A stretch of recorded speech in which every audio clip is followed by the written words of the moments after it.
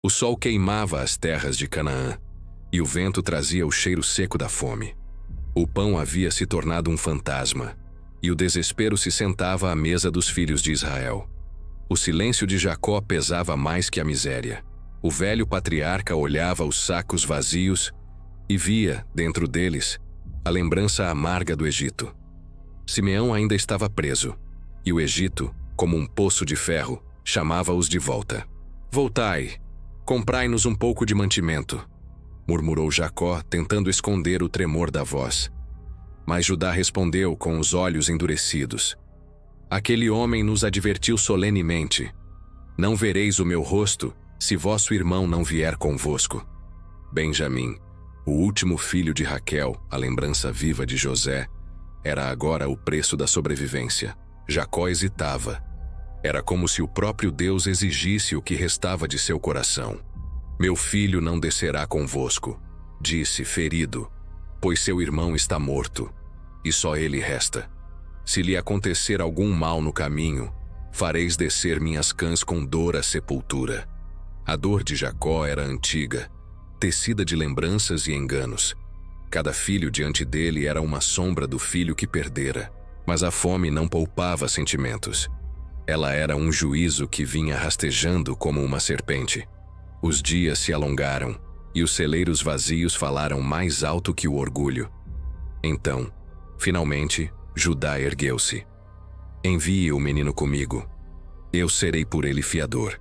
Da minha mão o requererás. Se eu não o trouxer de volta, serei culpado para sempre." Era um juramento pesado, selado pelo desespero. Jacó olhou para o rosto dos filhos, homens marcados pelo tempo, mas ainda escravos de antigas mentiras. E ali, em meio à fome e ao medo, a vontade de Deus os movia sem que percebessem. Jacó, o patriarca ferido, falou com voz trêmula, como quem se despede do que ama: "Tomai convosco um presente para aquele homem, um pouco de bálsamo, mel, especiarias e amêndoas. Levai o dobro do dinheiro e também o que foi devolvido nos sacos, e levai vosso irmão. Que o Deus Todo-Poderoso vos conceda misericórdia diante daquele homem, para que vos devolva o vosso outro irmão e Benjamim. E quanto a mim, se eu for privado de meus filhos, que assim seja." Era a rendição de um homem que já lutara com Deus, e agora não mais resistia. Apenas se curvava à vontade divina, sem compreender. Os irmãos partiram novamente rumo ao sul, e o Egito, com suas torres de pedra e seus guardas imponentes, ergueu-se diante deles como um tribunal. O vento quente trazia o cheiro das águas do Nilo, e sobre os degraus do poder estava José, o homem que governava o pão e o destino deles. Quando José viu Benjamim entre os irmãos, algo em seu peito tremeu. Era um terremoto silencioso, o passado e o presente se chocando em um instante. Ele ordenou ao mordomo: "Leva estes homens à minha casa. Prepara um banquete, pois comerão comigo ao meio-dia." Mas os irmãos, ao ouvirem isso, temeram. "É por causa do dinheiro devolvido nos sacos", disseram entre si. "Quer nos prender, nos atacar e nos tornar escravos." A casa de José parecia um palácio, mas para eles era um altar de julgamento. Cada degrau que subiam parecia ecoar as mentiras antigas. O poço, o sangue no manto, o grito abafado de José. Então falaram ao mordomo: "Senhor, da primeira vez descemos para comprar mantimento e, ao abrirmos nossos sacos, achamos o dinheiro à boca deles.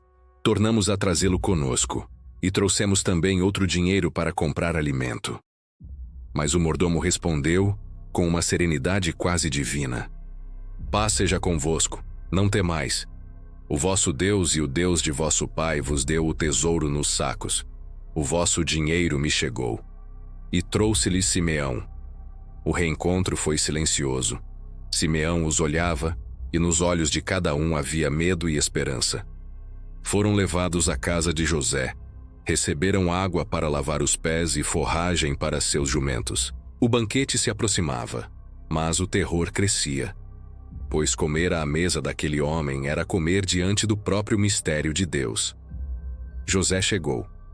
Seus olhos, ocultos pela autoridade, pousaram sobre Benjamim, o irmão da sua mãe, o último elo de sua antiga casa.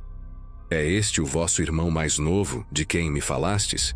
E com a voz embargada pela memória disse: Deus te conceda graça, meu filho. José afastou-se depressa, pois as lágrimas o traíam.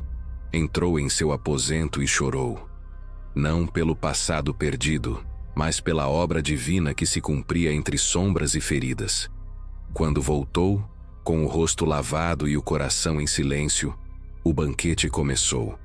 Mas ninguém sabia. O verdadeiro banquete ainda estava por vir. O festim da reconciliação, onde o pecado seria provado e o perdão revelado. A casa de José, iluminada pelas tochas, tornou-se o prelúdio de uma ceia maior. Aquela em que o Redentor um dia partiria o pão diante dos traidores e diria: Isto é o meu corpo que é entregue por vós. O Egito observava, e o céu se preparava. O Deus da promessa movia as peças. O banquete do julgamento estava apenas começando. O sol do Egito começava a declinar, e as sombras se alongavam sobre os pátios do palácio. Os irmãos de José estavam sentados em silêncio, incapazes de compreender o que acontecia. O ar cheirava a incenso e especiarias, mas o ambiente tinha o peso de um tribunal invisível. Tudo, o ouro nas paredes, o vinho nas taças, o pão na mesa, parecia ter um propósito oculto. José observava-os sem revelar o rosto da memória. Diante dele, estavam os mesmos homens que um dia o haviam lançado num poço escuro, e agora, sem saber, sentavam-se à mesa daquele que governava suas vidas. Ele era o juiz, o servo exaltado, a sombra profética do Cristo que viria, aquele que perdoa antes de ser reconhecido. As mesas foram preparadas, uma para José, outra para os egípcios e outra para os hebreus. Pois os egípcios não podiam comer com estrangeiros. A pureza ritual dos ídolos não permitia a comunhão dos homens. Mas José, o estrangeiro exaltado, rompeu o protocolo. Ele ordenou que seus irmãos fossem servidos na sua presença, como convidados de honra. Eles foram assentados em ordem de idade, do mais velho ao mais novo, e olharam-se atônitos. Ninguém sabia como aquele homem poderia conhecer tal detalhe. Era como se o passado os observasse, e quando os pratos chegaram, Benjamim recebeu porção 5 vezes maior que os demais. José observava-o com um amor que queimava em silêncio. Naquela mesa, a injustiça do passado se invertia. O filho mais novo, antes motivo de inveja, agora recebia abundância. E nenhum deles ousou murmurar. O banquete começou. O vinho corria, e as risadas tímidas se misturavam com a tensão velada. Pela primeira vez em muitos anos, os filhos de Israel comiam juntos em paz. Mas ainda não sabiam que a paz verdadeira só nasce depois da prova. José, o justo ferido, planejava algo além do que eles podiam entender. Assim como Deus prova os corações antes de conceder redenção, ele os guiava por um caminho de revelação. A graça, para ser plena, precisava primeiro expor a ferida. Naquela noite, quando o banquete terminou e o som do servo se dissipou pelos corredores, José chamou seu mordomo. Sua voz era firme, mas seu coração estava dividido entre o amor e o propósito. Enche de alimento os sacos destes homens, tanto quanto puderem levar, e põe o dinheiro de cada um na boca de seu saco, mas a minha taça de prata coloca-a no saco do mais novo, junto com o dinheiro do trigo.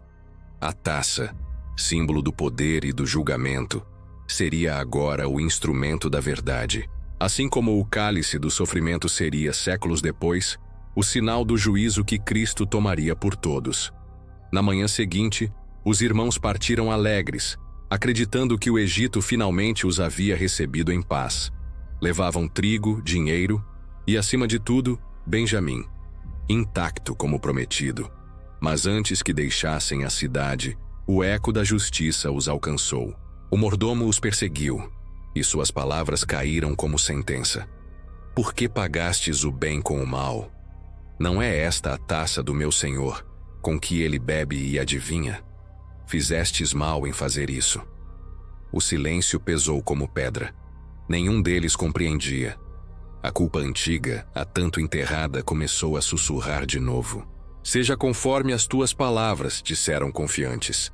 Aquele em cujo saco se achar a taça, morrerá, e nós seremos escravos de meu senhor.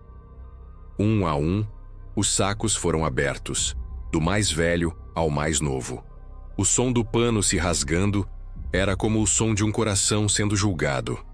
E quando a mão do mordomo retirou a taça do saco de Benjamim, um grito ecoou entre eles. Os irmãos rasgaram as roupas, sinal de desespero e culpa. A dor antiga, guardada desde o poço, voltou com força. Eles retornaram a José, e quando se prostraram diante dele, a profecia do sonho se cumpriu. 11 estrelas curvadas diante do sol. José olhava para eles e via o peso da consciência. Judá, aquele que antes dissera vendamo-lo, agora fala com humildade. Que diremos ao meu senhor? Que falaremos? Deus achou a iniquidade de teus servos. Eis que somos escravos do meu senhor, tanto nós como aquele em cuja mão se achou a taça. José respondeu com voz fria, como quem encena o papel do juízo. Longe de mim fazer tal coisa. Somente aquele em cuja mão se achou a taça será meu servo. Vós, ide em paz para vosso pai. Era o teste final. José os colocava diante do mesmo dilema de anos atrás. Abandonar o irmão para salvar a si mesmos, ou sacrificar-se por amor. O Egito tornara-se o espelho do passado, e cada palavra do governante era uma convocação divina. Nos olhos de José escondia-se a misericórdia. Nos olhos deles brotava a redenção. O banquete terminara, mas o juízo apenas começava. No coração do Egito, Deus preparava o reencontro. Não apenas entre irmãos, mas entre o pecado e a graça. O silêncio do palácio era espesso como a escuridão antes da aurora. Os irmãos de José permaneciam prostrados diante dele, a poeira colando-se às suas testas, o coração latejando sob o peso da culpa. A taça, símbolo de juízo, ainda brilhava sob a luz das tochas, como se fosse o olhar de Deus fixo sobre seus pecados. José, sentado em seu trono, observava cada um deles. O tempo havia esculpido arrependimento em seus rostos, e o desespero de Judá tremia no ar como incenso de confissão. Aquela era a hora, não de vingança, mas de revelação. O juiz que antes fora vítima, agora olhava não como homem, mas como instrumento da providência. Judá ergueu-se. Sua voz quebrada e firme rasgou o silêncio. Teu servo se tornou fiador do jovem diante de meu pai. Se não o levar de volta, a dor o matará. Deixa-me ficar no lugar dele. Que Benjamim volte para o velho. Pois como subirei a meu pai sem o menino? Eu veria o mal que sobreviria a meu pai. Aquelas palavras atravessaram José como lâmina e bálsamo ao mesmo tempo. O mesmo Judá que antes propusera vendê-lo, agora oferecia sua própria vida por um irmão. A redenção começava ali, no sacrifício voluntário. José não pôde mais conter-se. O fogo divino que ardia em silêncio dentro dele explodiu em lágrimas. Mandou que todos os servos saíssem da sala, e quando ficaram apenas os irmãos, sua voz tremeu entre soluços. Eu sou José. Vive ainda meu pai? O espanto foi mortal. Os irmãos recuaram como quem vê um fantasma, e de certo modo era isso que viam. O passado que haviam enterrado agora se erguia diante deles, vivo, glorificado, e com poder sobre suas vidas. Aquele que fora traído agora reinava.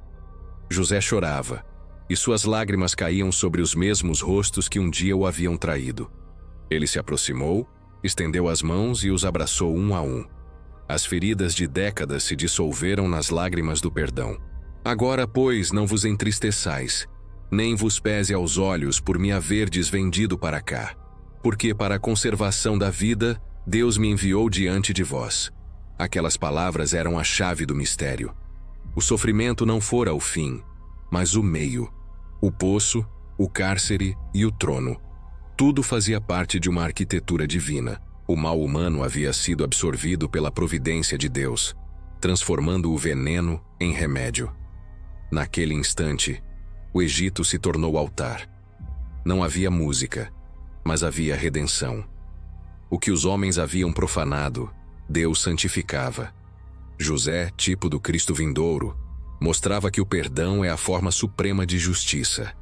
Não o esquecimento da culpa, mas a transformação dela em graça. A teologia daquele momento ecoaria por séculos. O justo sofredor exaltado, o traído que salva os traidores, o homem ferido que se torna mediador da vida.